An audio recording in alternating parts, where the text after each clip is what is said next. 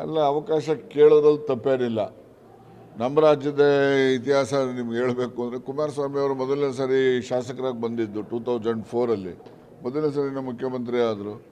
ಮತ್ತು B J ಪಿನವರು ಈಗ ಎಷ್ಟು ಜನಕ್ಕೆ ಮೊದಲನೇ ಸರಿ ಶಾಸಕರುಗಳಿಗೆ ಮುಖ್ಯಮಂತ್ರಿ ಮಾಡಿದ್ದಾರೆ, ಮಂತ್ರಿಗಳು ಮಾಡಿದ್ದಾರೆ. ನಮ್ಮಲ್ಲೂ ಕೂಡ ಮಾಡಲಿ, ಅವ್ರು ಕೇಳಿದ್ರಲ್ಲಿ ತಪ್ಪೇನಿದೆ. ಬರೀ ಮಾತೆತ್ತಿದ್ರೆ ಒಂದಷ್ಟು ಜನದ ಪಟ್ಟಿ ಐತೆ. ಯಾವಾಗಲೂ ಕಾಂಗ್ರೆಸ್ ಬರಲಿ ಇವರೇ ಮಂತ್ರಿಗಳು, ಅವ್ರಿಗೆ ತೆಗೀಲಿ, ಹೊಸಬ್ರಿಗೆ ಅವಕಾಶ ಕೊಡಲಿ. ಅದರಲ್ಲಿ ತಪ್ಪು ಕೇಳಿದ್ರಲ್ಲಿ ತಪ್ಪೇನಿಲ್ಲ. ಸರ್, ಈಗ ಏನೋ ಒಂದು ಹೇಳಿಕೆ ನೀಡಿದ ತಕ್ಷಣ ವಜಾ ಮಾಡೋ ಲೆವೆಲ್ಗೆ ಹೋಗುವಂತ ಕಾಂಗ್ರೆಸ್ ನಾಯಕರುಗಳು ಅದು ಬಿಡಿ, ಅದು ಹಳೆ ಕತೆ. ಅದು ಪರಿಗಣಿಸ್ತಾರಾ ಅಂತ ನೀವು ಒಂದು ವಿಷಯಕ್ಕೆ ಈಗ ಒಂದೇ ಕಾಯಿಲೆಗೆ ಎಲ್ಲ ಔಷಧಿ ಕೊಡೋಕ್ಕಾಗಲ್ಲ. ಆಯಾ ಕಾಯಿಲೆಗೆ ತಕ್ಕಂತೆ ಔಷಧಿ ಕೊಟ್ಟರೆ ಗುಣಮುಖ ಆಗ್ತದೆ. ನೀವು ಸರಿಯಾಗಿ ಡಯಾಗ್ನೈಸ್ ಮಾಡದೆ ಔಷಧಿ ಕೊಟ್ಟರೆ ಅದು ರಿಯಾಕ್ಷನ್ ಆಗಿ ಪೇಷಂಟ್ಗೆ ತೊಂದರೆ ಆಗ್ಬಿಡ್ತಿದೆ.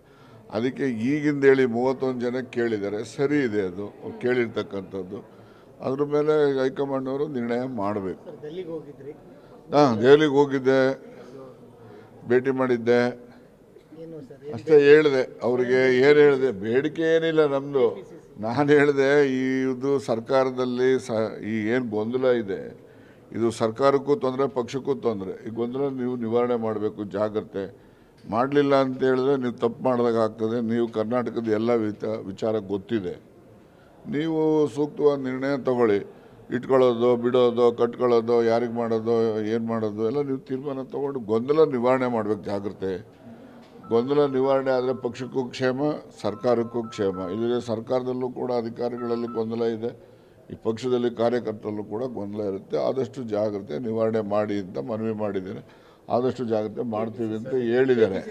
ಗೊಂದಲ ಸೃಷ್ಟಿ ಮಾಡಿದ್ದು ಹೈಕಮಾಂಡ್ ನಾಯಕರಲ್ಲ, ಸ್ಥಳೀಯ ಮಟ್ಟದಲ್ಲಿ ಆಗಿದ್ದಂಥದ್ದು ಅನ್ನೋದು ಅವರ ಮಾತು. ಸೊ ಹಾಗಾಗಿ ನೀವು ಹೇಳಿದ್ದು ಆಯ್ತಮ್ಮ, ಈಗ ಯಾರೇ ಮಾಡಲಿ ಅವ್ರ ಅಭಿಪ್ರಾಯ, ಅವರು ತೀರ್ಮಾನ ಹೇಳ್ಬೇಕು ತಾನೆ. ಈಗ ಅವ್ರು ಹೇಳ್ಬಿಟ್ಟ ಮೇಲೆ ಮುಗೀತು. ಅದನ್ನು ಯಾರು ಪ್ರಶ್ನೆ ಮಾಡೋಕ್ಕೆ ಯಾರು ಹೋಗ್ತಾರೆ? ಯಾರು ಮಾಡೋದಿಲ್ಲ.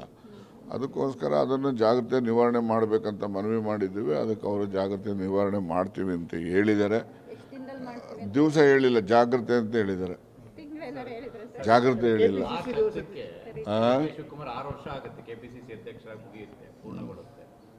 ಇವರು ಡಾಕ್ಟರ್ ಪರಮೇಶ್ ಎಷ್ಟು ವರ್ಷ ಇದ್ರಿ? ಅವ್ರು 8 ವರ್ಷ ಇದ್ರು, ಮತ್ತು ಇನ್ನೂ 2 ವರ್ಷ ಬಾಕಿ ಐತಲ್ಲ. ಮುರಿಬೇಕು. ಈಗ ಮುಖ್ಯಮಂತ್ರಿ ದಾಖಲೆ, ದೇವರಾಜ ಅರಸು ದಾಖಲೆಯನ್ನು ಸಿದ್ದರಾಮಯ್ಯನವರು ಮುರಿದಿದ್ದಾರೆ. ಹಂಗೆ KPCC ಅಧ್ಯಕ್ಷರ ದಾಖಲೆಯನ್ನು ಸನ್ಮಾನ್ಯ ಶಿವಕುಮಾರ್ ಮುರಿಲಿ ಅಂತ ಆಶಯ ನಂದು. ಮುರಿಲಿ ಅಂತ ಆಶಿಸ್ತೇನೆ. ಅಲ್ಲಪ್ಪ, ಈಗೆಲ್ಲ ದಾಖಲೆಗಳು ಮುರಿಬೇಕಂತ ಅಭಿಪ್ರಾಯ ಇದ್ದರೆ ದಾಖಲೆ ಮುರಿಲಿ, ಯಾರು ಬೇಡ ಅಂತಾರೆ. ಸತೀಶ್ ಜಾರಕಿಹೊಳಿ ಅವರು ಅವರೇನಿಲ್ಲ, ಪಕ್ಷದಲ್ಲಿ ಏನು ಅವಕಾಶ ಕೊಡ್ತಾರೆ, ಅವಕಾಶನ ಏನು ಆದೇಶ, ಅವಕಾಶ ಅಥವಾ ಏನು ನಿರ್ದೇಶನ ಕೊಡ್ತಾರೆ ಅದರಂತೆ ಅವರು ನಡೀತೀನಿ ಅಂತಕ್ಕಂಥದ್ದು ಸತೀಶ್ ಅವರ ನಿರ್ಣಯ. ದಲಿತ ಮುಖ್ಯಮಂತ್ರಿ ವಿಚಾರ ಬಂದಂತ ಸಂದರ್ಭದಲ್ಲಿ ಮಹದೇವಪ್ಪ ಅವರು ಬಹಳ ವರ್ಷಗಳ ಕನಸಿದೆ ಅಂತ ಹೇಳಿದ್ರು.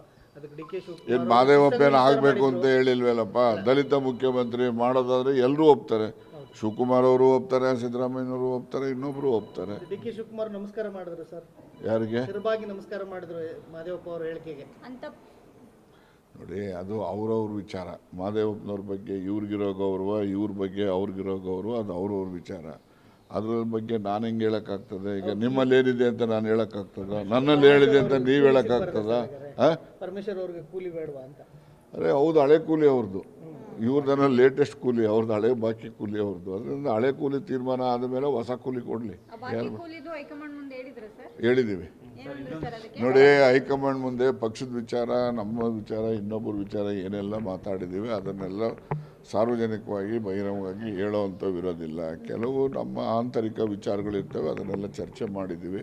ಆದರೆ ಒಂದಂತೂ ನಿಮ್ಗೆ ಹೇಳ್ತಕ್ಕಂಥದ್ದು ಇಷ್ಟಕ್ಕೆ ಸೀಮಿತವಾಗಿ ಈಗಿರ್ತಕ್ಕಂಥ ಗೊಂದಲವನ್ನು ಆದಷ್ಟು ಜಾಗ್ರತೆ ನಿವಾರಣೆ ಮಾಡಿ ಅಂತ ಹೇಳಿದ್ದೇವೆ. ಅದಕ್ಕೆ ಅವರು ಸಹಮತಿ ವ್ಯಕ್ತಪಡಿಸಿದ್ದಾರೆ ಅಷ್ಟೇ.